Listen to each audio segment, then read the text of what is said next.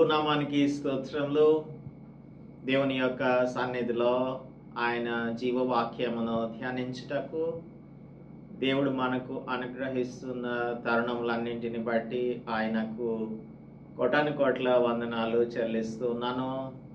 Reformed church international YouTube channel ద్వారా ప్రతిరోజు మీ దగ్గరకు దేవుని యొక్క మాటలను తీసుకొని రావడానికి దేవుడు మాకు అనుగ్రహించుచున్న కృపను బట్టి, అలాగనే మీరందరూ కూడా దైవవాక్యంను ఎంతో శ్రద్ధతో వినుచున్న దానిని బట్టి, వీక్షించుచున్న దానిని బట్టి మీకందరికీ కూడా ప్రభు నామంలో వందనాలు చెల్లిస్తున్నాను. ఈ ఛానల్లో ఇప్పటి వరకు పోస్ట్ చేయబడిన వీడియోస్ సుమారుగా 850 వీడియోస్ ఉన్నాయి. వీటన్నింటినీ కూడా ఒక్కొక్కటిగా దాని యొక్క సిరీస్ ప్రకారంగా మీరు వీక్షించాలని ప్రభు నామంలో కోరుచున్నాను. అంతేకాకుండా దీనిని మీ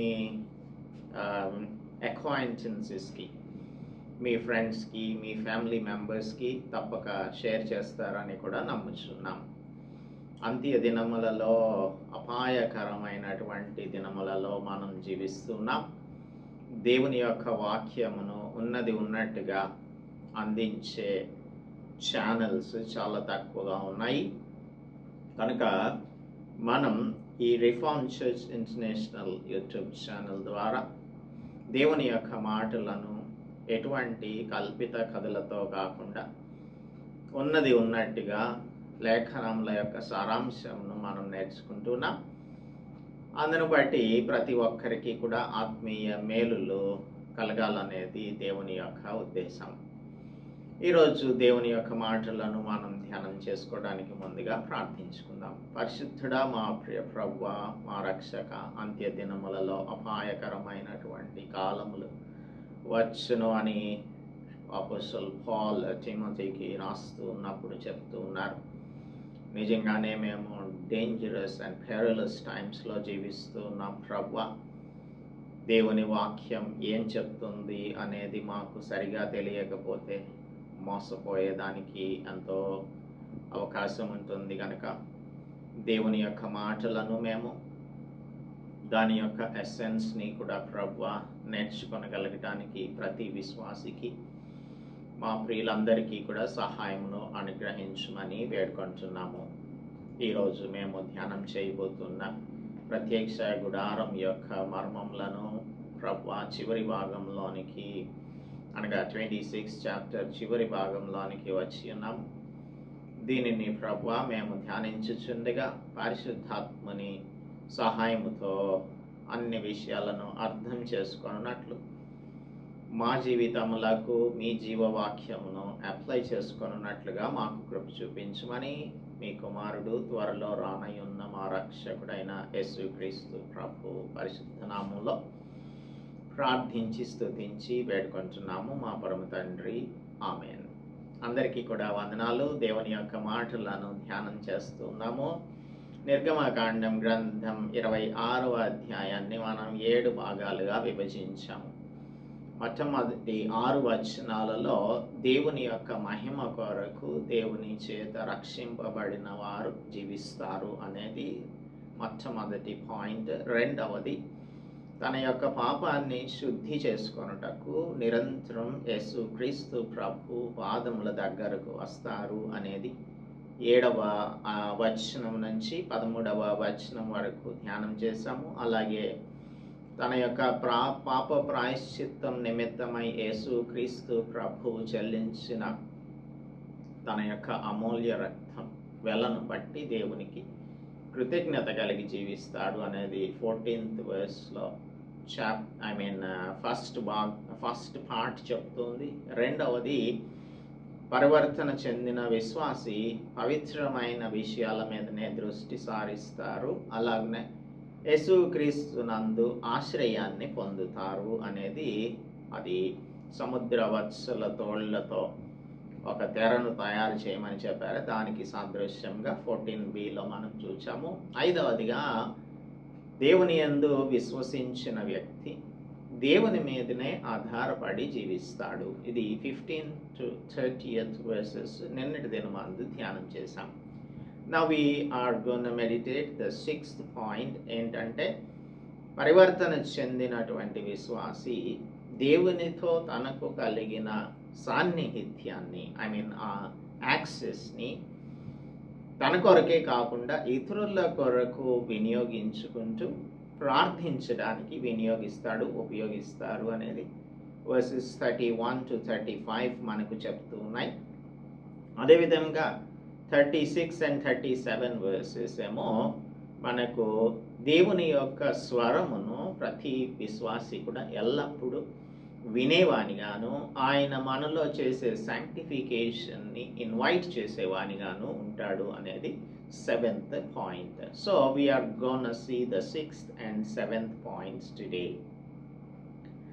నిన్నటి దినమందు మనం చూసాము 8 is the symbol of new beginning అని, అలాగే 3 sets of 5 edge boards అనగా అడ్డకర్రలు తయారు చేయమని చెప్పారు. అది 5 ఏమో దేవుని యొక్క కృపకు సాదృశ్యంగాను, 3 ఏమో త్రిత్వానికి సాదృశ్యంగాను ఉంటుంది. ఆ నడిమి కర్ర, ద మిడిల్ బార్ ఉంది, అది it is like the whole body of the church of Christ is kept one by Christ Jesus. ప్రభు ఒక్కడే, ఆయన అందరిలో ఉన్నటువంటి వాడు అని ఎఫిషియన్స్ చాప్టర్ 4 verses 3 to 6లో మనం చదువుకున్నాము.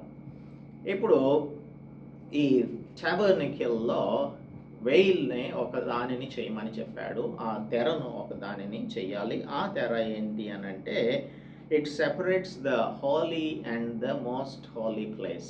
పరిశుద్ధ స్థలమును అతి పరిశుద్ధ స్థలమును కూడా సెపరేట్ చేసేటువంటి ఒక వెయిల్ని తయారు చేయమని చెప్పాడు. ఎందుకంటే పాపం మానవునికిని దేవునికిని మధ్యన అడ్డుగా నిలిచింది.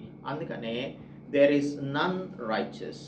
ఎవ్వరు కూడా ఈ భూలోకంలో జన్మించినటువంటి మానవులలో ఎవ్వరు కూడా నీతిమంతులు లేరు. 3వ అధ్యాయం రోమీయులకు రాసిన పత్రిక 3వ అధ్యాయం 10-11 వచనాలు చెప్తూ ఉన్నాయి. నీతిమంతుడు లేడు, ఒక్కడునూ లేడు, గ్రహించువాడెవడునూ లేడు, దేవుని వెదకువాడెవడునూ లేడు, అందరూ త్రోవ తప్పి ఏకంగా పనికి మాలిన వారై, మేలు చేయువాడు లేడు, ఒక్కడైనను లేడు అని. So we are separated completely from God because of sin. పాపం వలన ఆయనకు మనకు మధ్యన పెద్ద అడ్డు తెరలాగా వచ్చేసింది. That's the reason why the veil is fixed between the holy and the most holy places. యెషయా గ్రంథంలో కూడా ఇదే విషయాన్ని చెప్తూ ఉన్నాడు. 59వ అధ్యాయం 2వ వచనంలో మొదటి నుంచి చదివితే, రక్షింపనేరకుండున్నట్లు యెహోవా హస్తం కొరుచు కాలేదు, విననేరకై ఉండున్నట్లు ఆయన చెవులు మందం కాలేదు, మీ దోషములు మీకును మీ దేవునికిని అడ్డంగా వచ్చాను, మీ పాపములు ఆయన ముఖమును మీకు మరుగుపరిచాను గనుక ఆయన ఆలకింపకున్నాడు. మన పాపాలు దేవునికిని మనకును అడ్డుగా వచ్చాయి. మన దోషాలు ఆయన ముఖాన్ని మనం చూడటానికి అది అడ్డుగా, మన పాపమే అడ్డుగా ఉంటుంది అనేది ఇక్కడ రాయబడి ఉంది. అది మనకు ఈ వెయిల్ రూపంలో కనిపిస్తుంది. 31 verseలో 26-31 ఆఫ్ ఎక్సోడస్. మరియు నీవు నీల ధూమ్ర రక్తవర్ణములు గల ఒక అడ్డు తెరను పేనిన సన్న నారతో చేయాలి. ఫైన్ లినెన్ మీకు తెలిసిందే కదా, సన్నని నారతో చేసేది, అది దాని యొక్క సాదృశ్యం మనకు తెలుసు. ఇక్కడ నీల ధూమ్ర రక్తవర్ణాలు, blue, purple and scarlet red, ఇది ఈ 3 కూడా. Blue is the heavenly nature and purple is the royal nature of Christ Jesus and scarlet red denotes the sacrifice of Christ Jesus. యేసు క్రీస్తు ప్రభు మానవుల కొరకు చేసినటువంటి ఆ పాప ప్రాయశ్చిత్త కార్యం, ఆయన రక్తమును ఇక్కడ సూచిస్తుంది. కనుక ఈ తెరను నీవు చెయ్యాలి. అది అది చిత్రకారుని పని అయిన కెరూబులు గలదిగా చేయాలి. We have already known this. కెరూబులను ఆదికాండం 3వ అధ్యాయంలో ఆదాము హవ్వలను ఏదెన్ వనంలో నుంచి పంపించేటప్పుడు కెరూబులను కాపలా పెట్టాడు దేవుడు, జీవవృక్ష ఫలములను వారు తినకుండా ఉండటానికి. అందుకనే కెరూబులతో చిత్రకారుని పనిగా చేయవలెను అని చెప్పి ఉన్నారు. ఇప్పుడు ఈ తెర ఎలాంటిది, ఎంత మందం ఉంటుంది అనే మెజర్మెంట్ని ఇక్కడ రాయలేదు. కానీ ఒక ఆయన చార్లెస్ రైరీ అని ఒక ఆయన ఉన్నారు. ఆయన చెప్తాడు ఏంటంటే it was about 4 inches thick, 4 అంగుళాల మందం. ఆ తెర అంటే ఇప్పుడు కొన్ని తెరలు ఎలా ఉంటాయి అంటే సీ త్రూ తెరల్లాగా ఉంటాయి. ఒకవైపు కర్టెన్ వేస్తే అవతల వైపు మనకు క్రీనీడలాగా కనిపిస్తూ ఉంటుంది. అలా కాకుండా అవతల వ్యక్తి మనకు అస్సలు కనిపించరు. అటువంటి వేల్ని ఇక్కడ 4 inches థిక్నెస్తో చేయాలి అనేది దేవుడు చెప్పినట్టుగా రాయబడి ఉండలేదు. కానీ జాన్ రైరీ అంటున్నాడు. Maybe it is a speculation, we don't know. కానీ ఆయన చెప్పిన దానిలో we can say that it is to some extent true. ఎందుకనంటే అతి పరిశుద్ధ స్థలంలోనికి వెళ్ళిన యాజకుడు మనకు కనిపించడు.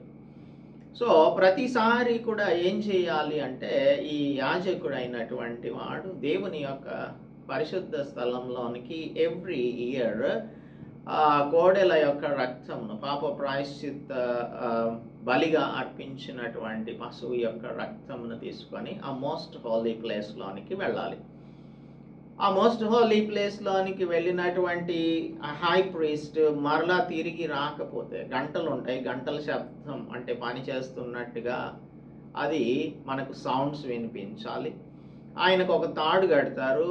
ఆయన కనుక ఒకవేళ పాపం చేస్తుంటే అక్కడే మరణించితే ఆ లోనికి ఎవరు వెళ్ళడానికి లేదు, తాడు పట్టుకొని బయటికి లాగాల్సి ఉంటుంది. అందుకని ఈ కర్టెన్ అవతల వైపు ఏం జరుగుతుంది అనేది మనకు తెలిసే విధంగా సీత్రూ లాగా ఉండదు అనేది మనం చెప్పవచ్చు.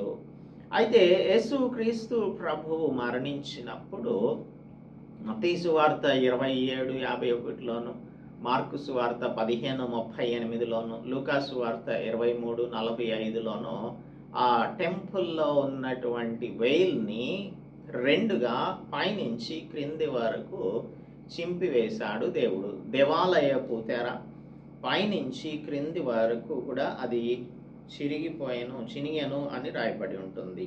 I'm reading from Luke chapter 23:45. సూర్యుడు అదృశ్యుడాయను, గర్భాలయపు తెర నడిమికి చినిగెను అని. అప్పుడు యేసు గొప్ప శబ్దంతో కేక వేసి, తండ్రి నీ చేతికి నా ఆత్మను అప్పగించుకున్నాను అని చెప్పి ఆయన తన యొక్క ప్రాణం విడిచాడు. సో గర్భాలయపు తెర నడిమికి చినిగెను. It was torn into 2 from top to bottom. అది నడిమికి చినిగెను అని ఇక్కడ ఈ లూక్లో అయితే లేదు. కానీ మిగిలినటువంటి చోట్ల కనుక మనం చూసినట్టయితే దానిని 27:51 ఆఫ్ మాథ్యూ చూసినట్టయితే పైనుండి క్రింది వరకు 2గా చినిగెను అని క్లారిటీ ఇస్తాడు మాథ్యూ. సో ఈ తెరను ఆయన చించివేశాడు. ఎందుకంటే యేసుక్రీస్తు ప్రభువు మనకు సమాధానమయ్యుండి విధిరూపకమైన ఆజ్ఞలు గల ధర్మశాస్త్రమును తన శరీరమందు కొట్టివేయుట చేత మధ్య గోడను పడగొట్టి ఉభయులను ఆయన ఏకం చేశారు. So this is the symbolism. New టెస్టమెంట్లోనికి వచ్చేసరికి యేసుక్రీస్తు ప్రభు యొక్క కార్యమును మనం చూస్తాం. అందుకే మనము సహోదరులారా, యేసు మన కొరకు ప్రతిష్ఠించిన మార్గమున అనగా నూతనమైనదియు జీవము గలదియు అనగా శరీరము అను తెర ద్వారా ఏర్పరచబడినదియునైన మార్గమున మనం చూద్దాము. Let us see Hebrews chapter 10 verses 19 and 20.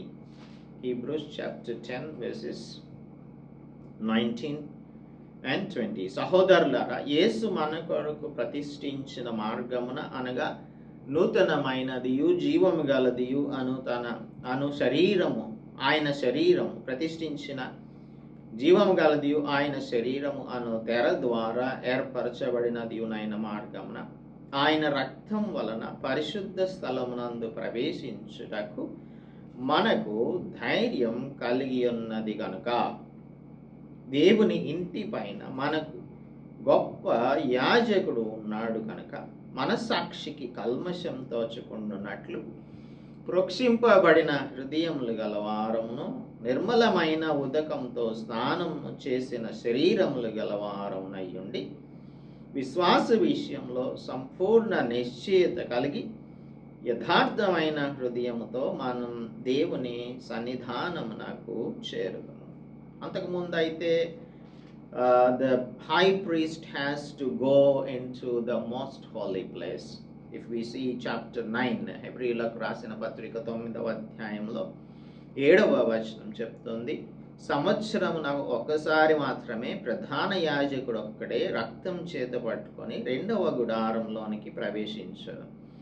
రక్తము తన కొరకును ప్రజల అజ్ఞాన కృతముల కొరకును అతడు అర్పించును. So the high priest will go into the holy of holies only once a year. తన కోసం ప్రజల యొక్క అజ్ఞాన కృతముల కొరకు రక్తమును అర్పించడానికి వెళ్తాడు. అయితే యేసుక్రీస్తు ప్రభు ఏం చేశారు అంటే మేకల యొక్కయు కోడెల యొక్కయు రక్తముతో కాక 12వ వచనం తన స్వరక్తంతో ఒక్కసారి పరిశుద్ధ స్థలంలో ప్రవేశించారు. అందుకని ఈ తెరను చించివేశారు దేవుడు పైనుంచి క్రింద వరకు. So this is the symbolism that tells us that the Lord has torn the veil between the most holy place and the holy place through Christ Jesus. ఇది 31 వచనం యొక్క సారాంశము. 32వ వచనం తుమ్మకర్రతో చేయబడి బంగారు రేకు పొదిగిన 4 స్తంభముల మీద దాన్ని వేయాలి. తుమ్మకర్రతో చేయబడి, తుమ్మకర్ర అనేది యేసు ప్రభువుకు సాదృశ్యంగా ఉంది. బంగారమేమో దేవుని యొక్క రాయల్టీకి సాదృశ్యము, తర్వాత 4 అనేది ఎర్త్లీ థింగ్స్కి సాదృశ్యము. దాని వంకులు బంగారువి, దాని దిమ్మలు వెండివి. సో వెండి ఏమో రిడెంప్షన్కి సాదృశ్యంగా ఉంటుంది. So 4 sockets of silver, golden హుక్స్ని మనం ఇక్కడ చూస్తున్నాం. ఇదంతా కూడా సింబాలిజమే. 33వ వచనం ఆ అడ్డతెరను ఆ కొలుకుల క్రింద తగిలించి సాక్ష్యపు మందసము అడ్డతెర లోపలికి తేవలెను. ఆ అడ్డతెర పరిశుద్ధ స్థలమును అతి పరిశుద్ధ స్థలమును వేరు చేస్తుంది. అతి పరిశుద్ధ స్థలంలో ఏముంటుంది? సాక్ష్యపు మందసం ఉంటుంది. ఆ మందసం మీద కరుణాపీఠం ఉంటుంది. ద మర్సీ సీట్ ఉంటుంది. ఇన్నర్ బ్యాక్ రూమ్ ఛాంబర్ అంటే హోలీ ఆఫ్ ద హోలీస్లో the ark of the Lord ఉంటుంది. ఆర్క్ ఆఫ్ ద లార్డ్ పైన మనం మర్సీ సీట్ని చూస్తాము. సో ఇది ఏంటంటే దేనికి సాదృశ్యం అంటే it denotes the mercy seat, it denotes the word of God. దేవుని యొక్క వాక్యం. దేవుని బిడ్డలైనటువంటి వారు దేవుని వాక్యమును అంత ఈజీగా తీసుకోకూడదు. దేవుని వాక్యంను చదవడం, దేవుని వాక్యంను వినడం, దేవుని వాక్యంను ధ్యానించడం అనేది సీరియస్గా తీసుకోవాలి. కానీ అది ఎప్పుడైతే మనం తేలికగా తీసుకుంటామో దేవుని యొక్క విషయాలను, దేవుడు మనతో బోధించుచున్న విషయాలను అర్థం చేసుకోలేని స్థితిలోనికి, మందమైనటువంటి స్థితిలోనికి వెళ్ళిపోతారు. అందుకని దేవుని వాక్యమును ఎప్పుడు కూడా సేక్రెడ్గా, హోలీగా మనం చూడాల్సి ఉంటుంది. అందుకే దేవుని ఆరాధించడానికి మన యొక్క హృదయాలను ప్రిపేర్ చేసేది దేవుని యొక్క వాక్యం. So after we read the word of God, we will understand the sacredness of God, sacredness of the word of God and the nature of God. దేవుని యొక్క ప్రవృత్తిని మనం అర్థం చేసుకుంటాం. ఆయన నేచర్ని అర్థం చేసుకున్నప్పుడు ఆయనను మనం సంపూర్ణమైనటువంటి పూర్ణమైన హృదయంతో ఆయనను ఆరాధించే వారంగా ఉంటాము. అండ్ 35 వర్స్ చూద్దాము. అడ్డతెరలో వెలుపల బల్లను, అంటే హోలీ ప్లేస్లో, మోస్ట్ హోలీ ప్లేస్లోనేమో అది ఆర్క్ ఆఫ్ ద లార్డ్ ఉండాలి, మర్సీ సీట్ ఉంటుంది. తర్వాత హోలీ ప్లేస్లో వెలుపల బల్ల, ఆ బల్ల ఎదుట దక్షిణపు వైపున ఉన్న మందిరం యొక్క ఉత్తర దిక్కున దీపవృక్షం, రెండు ఆపోజిట్గా ఉంటాయి. ఒకవైపు దీపవృక్షం ల్యాంప్ స్టాండ్, ఇంకొక వైపు ఏమో హోలీ బ్రెడ్ పెట్టేటువంటిది సమ్ముఖపు రొట్టెల బల్ల ఉంటుంది. మందిరం యొక్క ఉత్తర దిక్కున దీపవృక్షమును ఉంచాలి.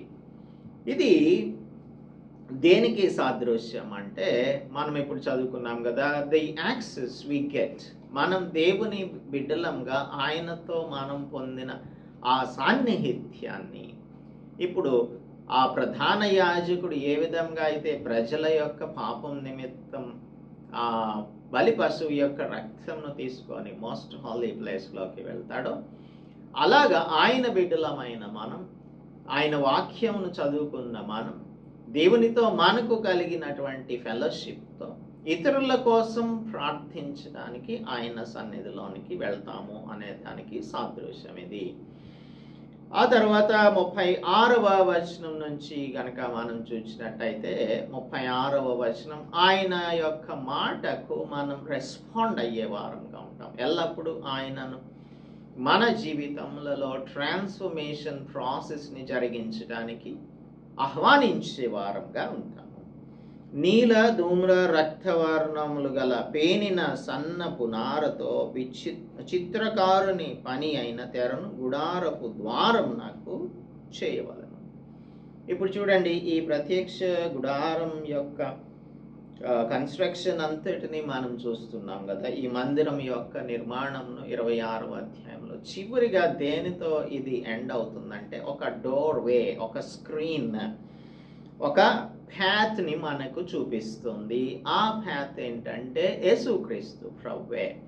యోహాను సువార్త 10వ అధ్యాయం 9వ వచనంలో యేసు ప్రభువు ఏం చెప్తున్నారో చూద్దాము. Chapter 10 and verse 9 of John, Gospel according to St. John. నేనే ద్వారమును, నా ద్వారా ఎవడైనా లోపల ప్రవేశించిన ఎడల వాడు రక్షింపబడిన వాడై లోపలికి పోవచ్చు, బయటకు వచ్చుచు మేత మేయుచు ఉండును. నేనే ద్వారమును, ఐ యామ్ ద డోర్ అని చెప్తూ ఉన్నాడు. అలాగే 14వ అధ్యాయం 6వ వచనంలో యేసు నేనే మార్గమును అంటున్నాడు. మార్గం, సత్యం, జీవం అని. నేనే మార్గమును, నా ద్వారానే తప్ప తండ్రి యొద్దకు ఎవ్వడును రాడు అని చెప్తున్నాడు. So only through Christ Jesus we can go to the lord God. దేవుని యొద్దకు మనం యేసు క్రీస్తు ప్రభువు ద్వారానే మనం చేరుకోగలుగుతాము. సో స్క్రీన్ డోర్ అనేది ఇక్కడ మనకు కనిపిస్తున్నది.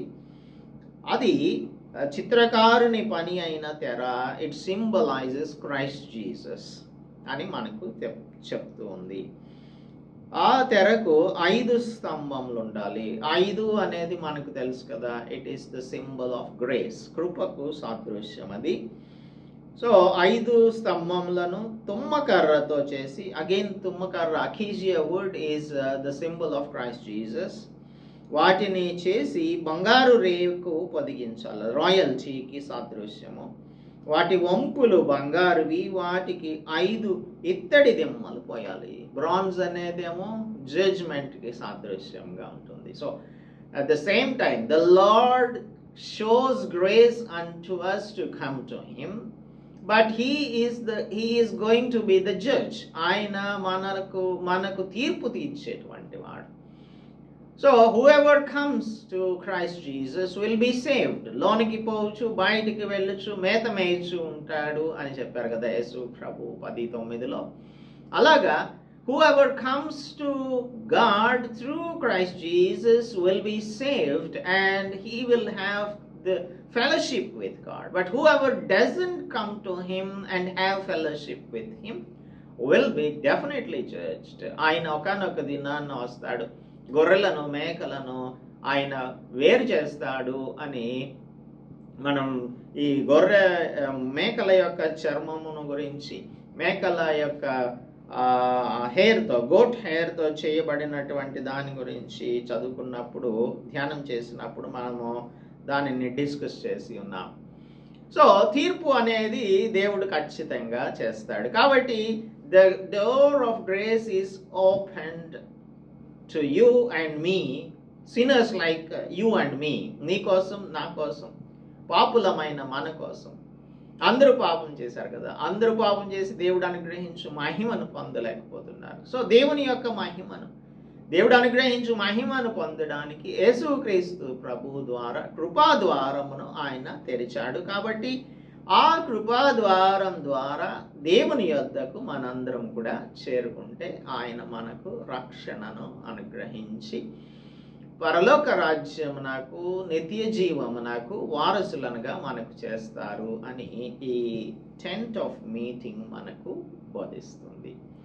So this is about the tent of meeting, and chapter 27 talks about the altar of burnt offering. దేవుని కోసం బలిపీఠమును తయారు చేయడాన్ని గురించి 27వ అధ్యాయం మనకు బోధిస్తుంది. దీనిని మనం రేపటి దినమందు ధ్యానం చేద్దాం. ప్రభు చిత్తం అయితే ప్రార్థించుకుందాం. పరిశుద్ధుడా, మా ప్రియ ప్రభువా, మా రక్షక, మానవాళి రక్షణార్థమై మీరు ఏర్పరిచిన ఒక గొప్ప ప్రణాళిక, మీరు కలిగి ఉన్న ఒక గొప్ప ప్రణాళికను అనాది కాలం నుంచి ప్రతి దానిలోనూ కూడా మీరు మాకు తెలియజేస్తూనే ఉన్నారు ప్రభువా. ఈ టెంట్ ఆఫ్ మీటింగ్ కన్స్ట్రక్షన్ ద్వారా మాకు మీరు నేర్పించిన సత్యములు, మర్మములు అన్నింటిని బట్టి మీకు కృతజ్ఞతాస్తుతులు చెల్లిస్తూ ఉన్నాము. ఈ చాప్టర్ 26 ద్వారా మాతో మాట్లాడిన ఈ 7 పాయింట్స్ని కూడా మా జీవితములకు అన్వయించుకునే భాగ్యమును అనుగ్రహించుమని, యేసుక్రీస్తు ప్రభువు ద్వారా మీరు ఏర్పరిచిన ఆ కృపా ద్వారమును మేము వినియోగించుకొని మీ సన్నిధిలోనికి ఎల్లప్పుడూ వచ్చి మీతో సహవాసం కలిగి జీవించే వారంగా ఉండునట్లు మాకును మా ప్రియులకును సహాయమును అనుగ్రహించుమని మీ కుమారుడును మా రక్షకుడును అయిన యేసుక్రీస్తు పరిశుద్ధ నామములో ప్రార్థించి స్తుతించి ఘనపరిచి వేడుకొంచున్నాము మా పరమ తండ్రి, ఆమేన్. దేవుని నామానికి స్తోత్రం. అందరికీ కూడా మరి ఒకసారి వందనాలు చెల్లిస్తున్నాను. ఈ దినమంతా కూడా దేవుని యొక్క కృపను మీ జీవితములలో అనుభవించున్నట్లుగా దేవుడు మిమ్మును ఆశీర్వదించునుగాక. ఆమేన్.